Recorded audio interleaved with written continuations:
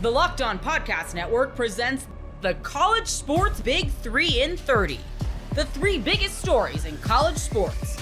From our local experts at the Locked On Podcast Network. Bringing you the real story. Why it matters, what's next, who wins the big game, and more, all in 30 minutes. The College Sports Big 3 in 30 starts now with the biggest story in college sports.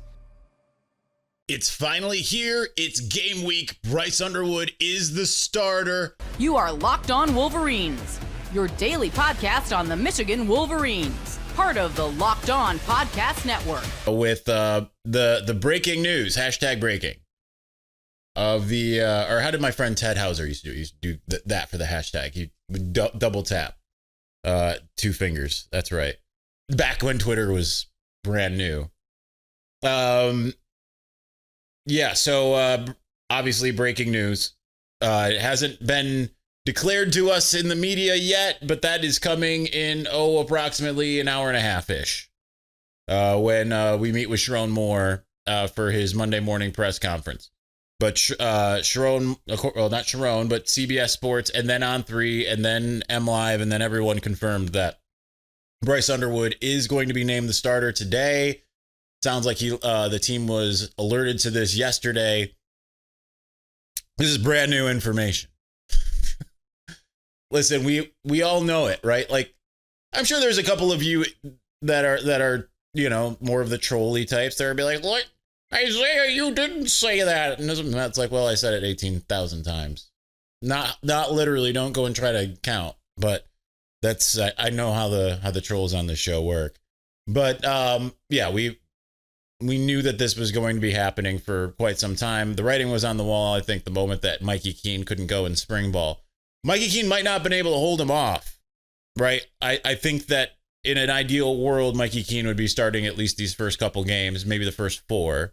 Like, we've long looked at this as a Kelly Bryant, Trevor Lawrence situation. And that situation was no different. Kelly Bryant started the first four games, then Trevor Lawrence started. So that's kind of, I think, what the intent was. Didn't go that way. And it would have been really hard for Mikey Keene to hold him off anyway. But I just want to give you a little bit of a recap, a refresher here. Now that we're getting into game week, Bryce is going to have another week of practice, right? But ultimately, like, what are we looking at? What was he able to do so far? Well, he got to participate in about 2/3 of bowl prep, right? Like, the time that he shows up is a little bit later. So like they'd already been in bowl prep, but he shows up in 2/3, maybe a half of bowl prep, something like that. So he gets like what, out of 15 practices, let's say he got like 7 to 10 in, something like that. Granted, not with the ones or anything like that. I mean, I guess we don't know. Maybe they decided to do that. And hence they were like, we just got to run the ball as much as possible against Alabama. Then he got 15 practices in the spring, and then he got 15 practices again with the ones and in fall camp. So you're looking at a guy that's had about 40 practices already. By the time he gets to the actual game, we're looking at about 45 practices.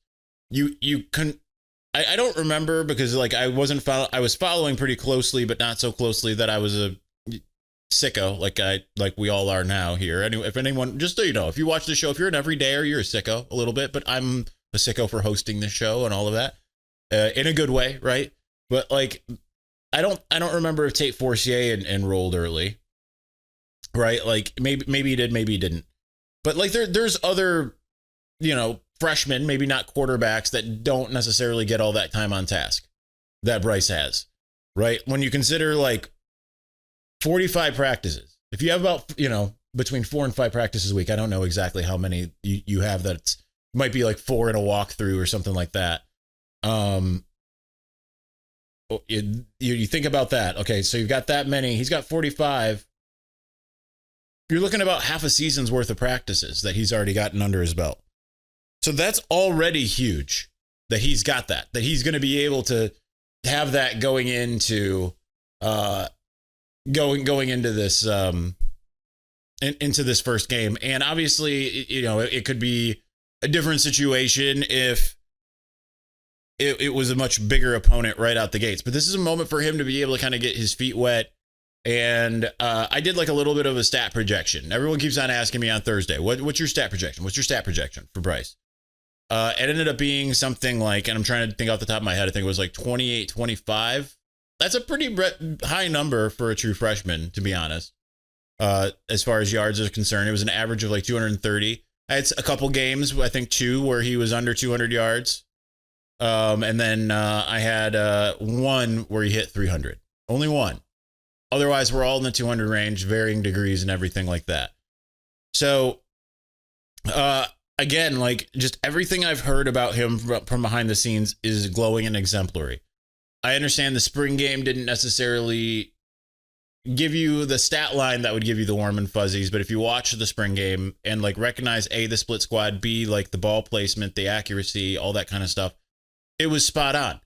Now, I do still have concerns. We'll get to some of those concerns in segment 3, but like I am still concerned about the wide receivers and offensive line, right? Like nothing is necessarily allayed those concerns, and nothing will until I see it in person when it's happening, because we've been through the fall camp talk before. We've heard it all year upon year upon year. Now they got the quarterback. The offense should be a heck of a lot better just by virtue of that. But there's still a lot that I want to see. So, but nonetheless, good first step, good first opponent for Bryce to get his feet wet. You hope you don't see a lot of mistakes. I think 28-25, I think 18 touchdowns, 7 interceptions. That's my final stat line for him after 12 games. I mean, that's a pretty high number for 12 games. So anyway, we will see. Let's get into ESPN FPI. Kind of surprised me. They have Michigan ranked 15th in their final preseason ranking. I think that's not a surprise, right? Michigan's ranked 14th according to both the coaches poll and the AP. But when you go game by game, it's I guess like okay to be I'm getting ahead of myself. You go game by game, they only have Michigan losing 2 games all season right now. The FPI predictor, the game predictor, has Michigan winning the first 5 games of the season, losing on the road at USC, which I don't think is egregious, and then losing to Ohio State at the end of the year, which they've done it at each of the last 4 years. I think maybe in 2023, by the time that the game rolled around, Michigan was the favorite, but like generally, that's not surprising that ESPN's FPI has Ohio State winning that game. At some point you think they'd put some rivalry weight on it, but right now Ohio State's, I mean, they're not even number 1 in their FPI poll rather, but Michigan's SP plus ranking is number 8 in the country. So you can see the advanced analytics are higher on Michigan than say Shayan Jayaraja over at CBS Sports, who had Michigan as one of his 5 teams that he is currently ranked that he expects to be unranked. Well, he's one of the writers of several in this article, but he expects Michigan to end up unranked. And to that, it's like, I look at that and say, like, it's kind of like the rival thinking is what a lot of the media have, where they look and they completely dismiss the way the season ended last year. Sharon went on BTN and even said, like, I expect the defense, you saw it against Alabama. That's what we expect it to continue to be throughout the season. They look and say, okay, that was a paper tiger. It's going to get worse. The offense, though improved, is not going to be markedly better. Now, I think it will be markedly better, even with my concerns. Concerns are still there, very much so. No Colston Loveland, but you've got Donovan McCulley, who has at least the track record. Anthony Simpson has the track record. Lots of hype about Samaj Morgan, Fred Moore, hearing more about Kendrick Bell, who was my inflection player last year. So there's a lot there, but like you're essentially, if you're saying Michigan's going to end up unranked, I'm doubting it's because you see them losing a 3rd game. You probably see them losing a 4th and maybe even a 5th, right? Like you expect that Michigan, every team on the schedule that was middling last year is going to get better. Michigan, who is 8-5, is going to get worse or stay the same. Right? Like, essentially, it's the thing we always say. Michigan is one of the only teams in college football that's not allowed to get better. a lot of other teams, USC, Penn State. I mean, Penn State this year, fine, fair. But like some of these teams, it's like they don't necessarily have like a massive overhaul in the offseason. It's just like they have a bad season and then you just next year it's like a media reset and they're like, oh, well, they're going to be great now. Michigan is not usually that team. So ESPN even went further with a different article saying like smart bets to take. And they had Michigan as the smart bet to take at plus 850 to win the Big Ten. Outright. They're like, yeah, no, like the schedule is like amenable. So that maybe you should maybe bet that. So it's kind of funny to see those diametrically opposed viewpoints. But it should be no surprise to anyone here. I tend to side more with ESPN than I do CBS because I can see now. I'm not saying that the CBS version can't happen, right? For a lot of people, like when Steve Dace and I get together, it's like people say it's two opposing sides of the spectrum. In the offseason, yeah, you can look at it and say, like, I think there's optimism, partially because everything you hear tends to be optimistic coming from your sources and such like that. That's usually a big reason why. We've learned to not pay attention as much to the fall camp hype in terms of the things that are said in press conferences. As said, there's some questions across the team, which we're going to get to more here in the next segment to give the opposing viewpoint. But again, man, like the schedule, if they are, it's as simple as this. Can they be a road team? Doesn't mean they need to be a road team for every single game, right? They weren't in 2021. They lost at Michigan State in 2021, but they won every other road game. So are they a road team? Like, do they lose at USC? It's possible. Penn State didn't last year. I think that Michigan very well could be on that same trajectory. So I think that there's still a lot to like here. And I think I'm side more with ESPN. I still think 9-3, 10-2 is probably the likely scenario. 11-1 wouldn't terribly surprise me, to be honest. Like if they get through that USC game unscathed, or let's say Washington, the next game, they get through that Washington game unscathed. 12-0 is on the table, which is unbelievable to really kind of believe. But again, the schedule, they don't have Penn State, they don't have Oregon. And you take each game at a time. You don't have to, that's, I think, the other thing. People look at the schedule as a conglomerate and sit there and say like, oh man, right? Like this, remember 2018, the gauntlet, first year of this show. I remember talking about the gauntlet and saying often like, listen, you don't have to win all of these games right now. You don't. You just have to win one. You win one, then you get the next one. You win that, and then you get the next one. Kind of the same. And again, I love what the culture seems to be. I don't know if I have the same feeling as 2021 because I feel like there's just as much unknown, but I don't think we went into 2021 thinking like, yeah, this is going to be a barn burner. Let's go. August 26th is officially FanDuel Futures Day, a brand new holiday for football fans who live for bold predictions and preseason hunches. For just 24 hours, FanDuel is giving you deals on NFL season predictions. So whether you're calling your MVP, eyeing a long shot division winner, or ready to crown your Super Bowl champ before week one even kicks off, this is your moment.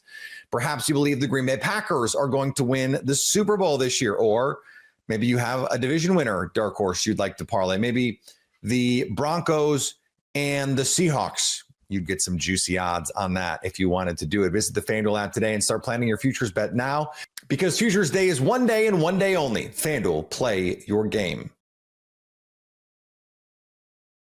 Rasul Faison is eligible, and South Carolina just became a legit national playoff contender. You are Locked On Gamecocks, your daily podcast on the South Carolina Gamecocks, part of the Locked On Podcast Network, your team every day. Rasul Faison is eligible. The NCAA did the right thing and made him eligible. We're going to start the show there. Obviously, huge news. In the second part of the show, I do want to get into the point that I've had this attitude. I know a lot of you guys have the same attitude, and I understand why. But I'm going to also tell you why the mindset of, yeah, well, of course they did. Of course they did the right thing. is not exactly, I guess for lack of better words and long story short, very lucky that this is the ruling that came down for Rasul Faison, not because it wasn't the right decision, but because of something the NCAA did today that is the exact opposite of what they did in this scenario. I'm so fired up, as you can tell. Let's get right into the news. Massive news came out around 4 o'clock today. And that is that the NCAA has officially made their ruling. This is a long road for Rasul Faison. It's his 7th year of eligibility, but as we've talked about before, didn't play college football until 2022. He's only played 3 years of college football. And a lot of this also happened when he hired Darren Heitmer, a lawyer from the Fort Lauderdale area, former Florida grad, I believe. And he was very instrumental in this. He also had a lot to say this. We're going to read some of his quotes, but the University of South Carolina already released and the football program already released a video on social media. If you haven't seen it yet, it'll give you goosebumps. It has me giving me goosebumps right now, where they just simply hung the jersey in the locker, and played some music in the background just to illustrate, like, yeah, it all finally happened. He finally heard back. Remember, this is something that they brought out in the beginning of the year, right? Like they all the paperwork was filed in January. And now I have heard from people, and I don't know if I'm allowed to reveal the source. I'm not going to reveal the source, but it's somebody that we are having on the show soon in the national media that told me this summer that there might have been some things that happened behind the scenes that, like, from his own camp that weren't filed correctly, or that's what the NCAA was saying or something. But it just became this instance where the NCAA was kind of giving the runaround for Faison. You had to wait. And then finally, the week of the game, like I would have thought for beginning of fall camp, August 1st, like something round number wise, for lack of better words, that this is when that would have happened. And it never did. And the fact that it now happened the week of the game, I don't know what it means for his availability, for how much he's going to play. I don't know how much they've already put in the install for Virginia Tech, or what they were already trying to figure out what his availability would be. I said this last week. It's probably about time to start preparing that he wasn't going to be around for this game. Didn't mean it wasn't going to be eligible for the season, but for this game, no. I did not think that was going to happen. So just massive news. Again, Darren Heitmer, his lawyer, kind of, I wouldn't say spearheading this, because it felt like this was never something that, like, South Carolina stopped pursuing and stopped like breathing down the necks of the NCAA about. I mean, Beamer talked about it repeatedly. You had the Free Soul shirts that came out last week. You had kind of vague threats that were like legal threats, like, don't make us go, bring this into a court case, from his lawyer or his agent or whatever you want to say. I mean, just a massive pick me up, and like, we don't have to go through the entire play by play of what happened. What it means for this South Carolina program, though, and this team in 2025, this makes you an instant legitimate contender for the college football playoff. And I know what a lot of you are thinking. Well, Chris, we already felt like we were that. I agree. But a lot of it felt like before you started hearing some of these, don't cuss, Chris, don't cuss, dumb blank tapes or takes from national media. Like, well, Lenore Sellers is going to have to be Superman. With Rasul Faison and Lenore Sellers, you have the legitimate chance of having one of the best 1-2 punches from a rushing standpoint and in a run game standpoint in the entire SEC, if not the country. I do not feel like I am overreacting or being a person in the moment. And this has nothing to do with Rocket Sanders as a player. Rocket Sanders was awesome last year. He was awesome. He was so good in the run game. He was good out of the backfield catching the ball. He was instrumental in winning so many big games, especially that Missouri game, right? He's the one that had scored the game-winning touchdown. We saw him all season long be a massive part of this offense. Rocket Sanders was also in an offense that had so many unproven pieces around it. Josh Simon was your main pass catcher. We didn't know what we had with Nick Harbor. You didn't have Mazio Bennett was a receiver. We still are waiting. We feel like he's only scratching the surface. This offense is so much more complete, so much more deep, and there's so much more talent now, like on there without Faison, him being added to it, I don't feel like I'm wrong or I'm reaching here when I say I think Faison can be not much better. That sounds rude. Even better in this offense, and this offense can be even better than it was a season ago when it was firing on all cylinders. I'm not talking about the first 6 games. I'm talking about what we saw against A&M type of offense. Like, I think that's what he brings to the table. The whole very lazy take on him from like the national media when he first came in was, oh yeah, it's a kind of a scat back guy. It's gonna, home run hitter and like, dude, this guy is 220 pounds. Look at his arms. Look at his upper body. Look at his lower body. And I mean, this is a guy that is going to be physically ready to run between the tackles in the SEC in this gauntlet of a schedule. And I hope to God it starts on Sunday. And Virginia Tech better pray to God that it's not. Because this kid, he has got to be just, dog on a leash, ready to run. I mean, this guy has to be so fired up for getting this 7th year of eligibility. He's going to make it count. I am just beside myself with what the possibilities are of this offense now with him in the fold. And here's the thing too, guys, like just because he is going to be available, now you start looking at all the other, like you still have Attaway, you still have Jordan, you still have Jordan Howell, like you still have all these other pieces.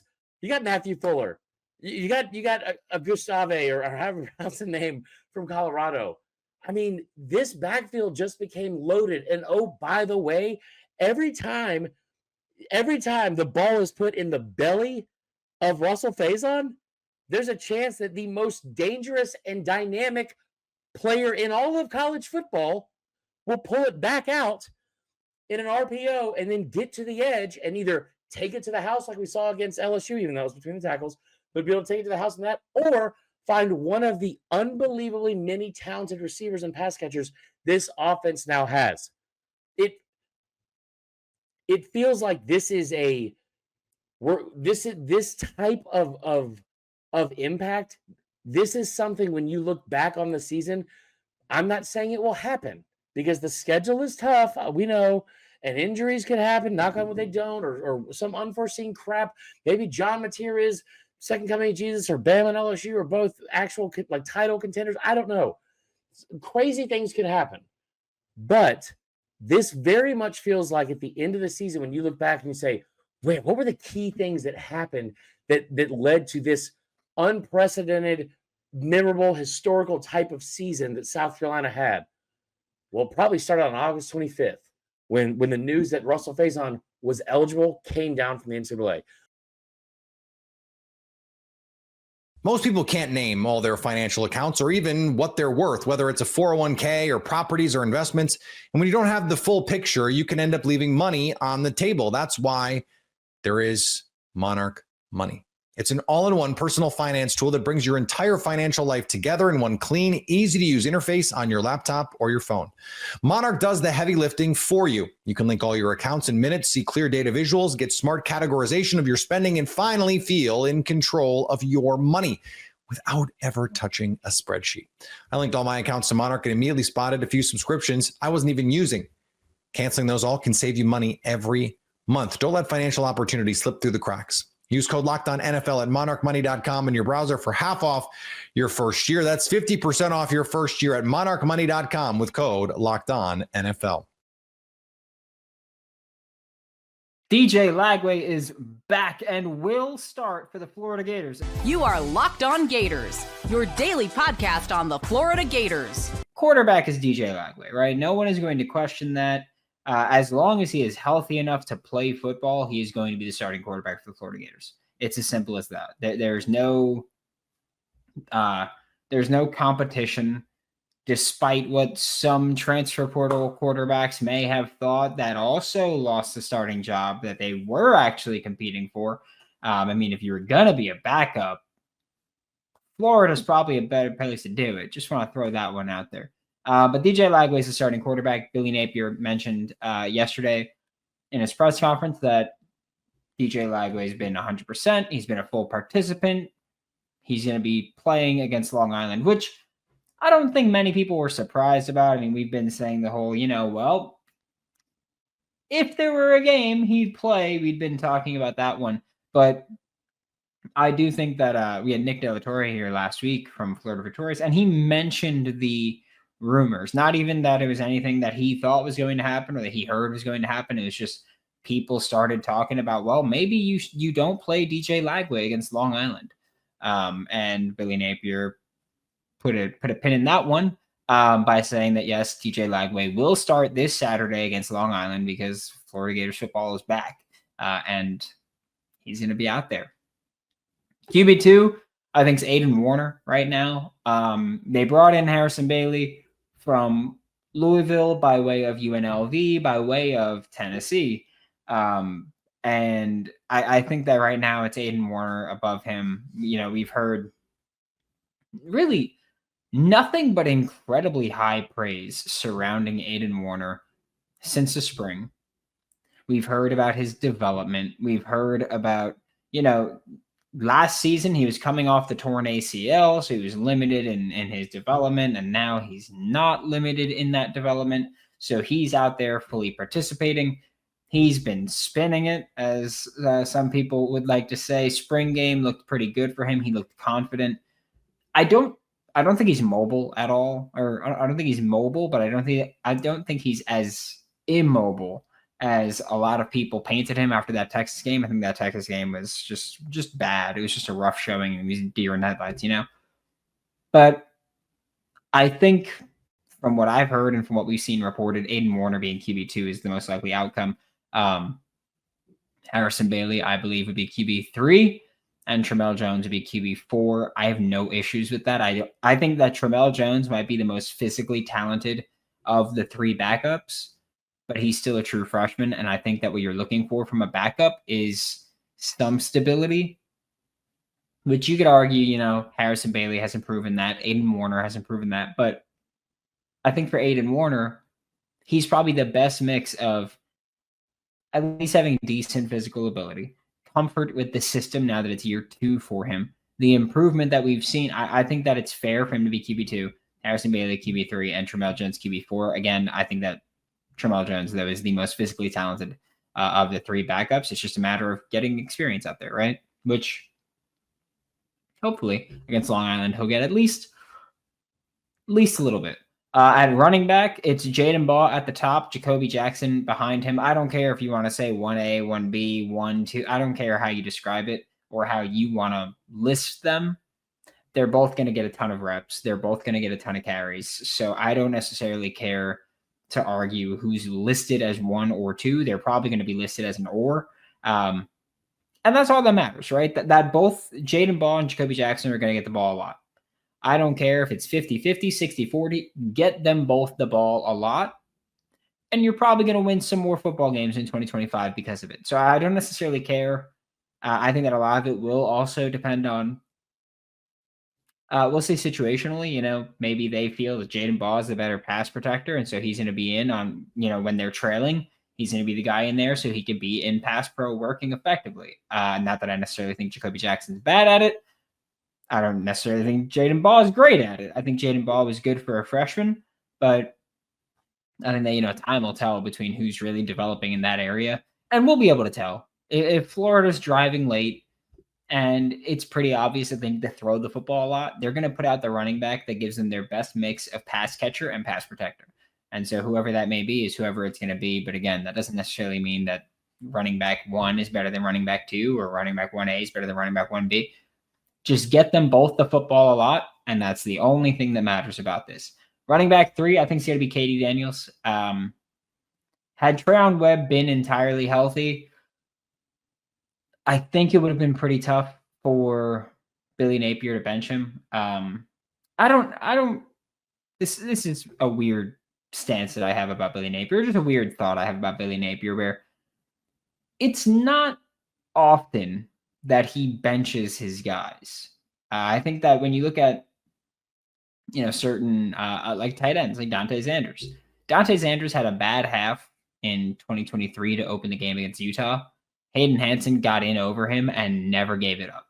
right? And like that was a great decision, but it is weird that he, started Xanders and then yanked him, and then it was like, oh, this guy's clearly better. If this guy's clearly better, he should have been out there. So I do think that it's been a little weird where he'll like make that yank. He started him, which was weird, but then took him out right away. And then now, like, we've seen guys that Napier brought in struggle, and he hasn't taken them out. And I do think that part of that's just a show of confidence in them of like, hey, I evaluated you. I brought you here. I'm not going to just give up on you. But I don't know. It's also just, I feel like I've never been a huge Trayon Webb believer. I've always thought that he was kind of just jack of all trades, master of none, which I don't think is always a positive thing there to be a master of none. I think Katie Daniels gives you a more explosive running back. And I think that Katie Daniels Trayon Webb's been hurt a lot. Katie Daniels being healthy kind of helps to limit that. So I do think that that having Katie Daniels as running back 3 is most likely, especially because the best ability is availability, and Trayon Webb has not been available through, the offseason, right? And so I think that's just, it makes it weird. It makes it tough. It makes it complicated. And I hate that that's how football has to work, but it's how football has to work. It's football. Like there's just no other way to put it. So I do think that it's more likely that Katie Daniels is running back 3. Had Trayon Webb been healthy, I think he probably would have been running back 3, but he hasn't been. And so I do think Katie Daniels has surpassed him. And then Trayon Webb will likely be running back 4 whenever. I think they said week 3 is kind of when they think he'll be back. And so maybe then he'll be running back 4 at that point in time.